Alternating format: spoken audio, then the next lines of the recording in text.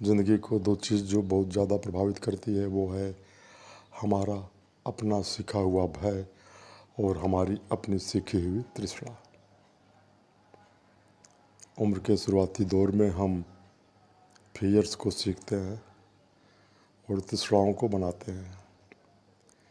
इसलिए आप देखिए तो भिन्न भिन्न समूहों में, भिन्न भिन्न लोगों में उनके भय ऊपर से तो एक जैसे होते हैं, लेकिन सबके अपने अपने विशिष्ट भय होते हैं। मेरा मतलब है कि उससे डरते कुछ भय ऐसे जिससे डरते तो सब हैं, लेकिन कुछ लोग बहुत ज़्यादा डरते हैं, कुछ लोग बहुत मामूल डरते हैं, कुछ लोग उसको मानते ही नहीं कि ये भी कोई फियर है क्या। यही हाल तृष्णा का है। किसी पर कोई तृष्णा हावी है, किसी पर कोई तृष्णा हावी है। अक्सर जिन लोगों के अंदर पद, सम्मान, प्रतिष्ठा और लोकप्रियता की तृष्णा प्रबल होती है, उनके अंदर धन की तृष्णा कम पाई जाती है। वे धन इसलिए चाहते हैं कि ताकि उनका ये सब चीज़ें बनी रहे। वे धन के प्रति उतना नहीं भागते, पैसे के प्रति उतना नहीं भागते। इसी तरह से कुछ लोगों में यौन तृष्णा बहुत अधिक होती है, सेक्सुअल तृष्णा। वे अच्छे साथी, अच्छे पार्टनर, अच्छी संगत, अच्छे चेहरे मोहरे, वे ग्लैमरस जीवन की तृष्णा उनके अंदर बहुत होती है।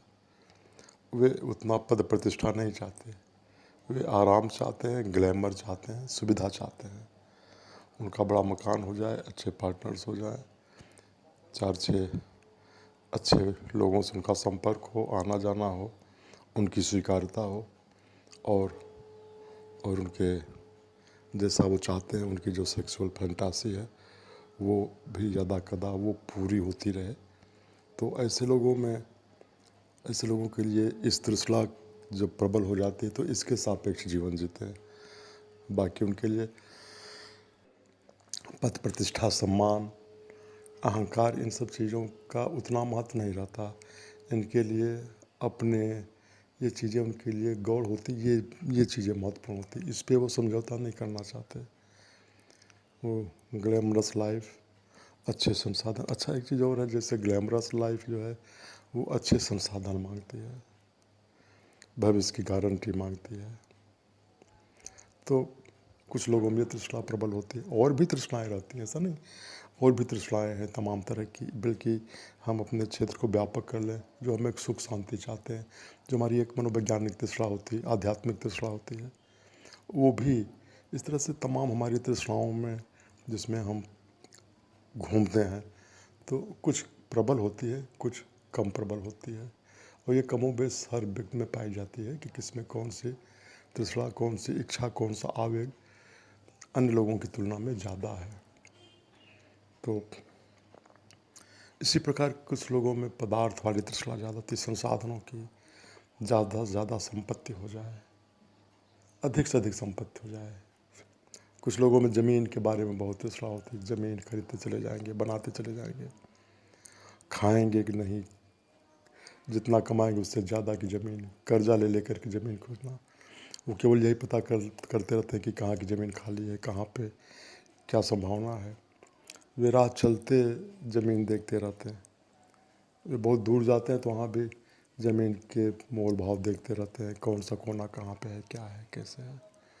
तो कुछ लोगों में पदार्थों की तृष्णा होती है, संचय की तृष्णा बहुत ज़्यादा होती है। वे संचय चाहते हैं, संचय संचय। बल्कि कुछ लोगों में जब ज़्यादा हो जाती है तो वे पद, प्रतिष्ठा और मोह माया, ग्लैमर, इन सब चीज़ों को लोग नकारते हैं। वे कम से कम संसाधनों में रहते हैं।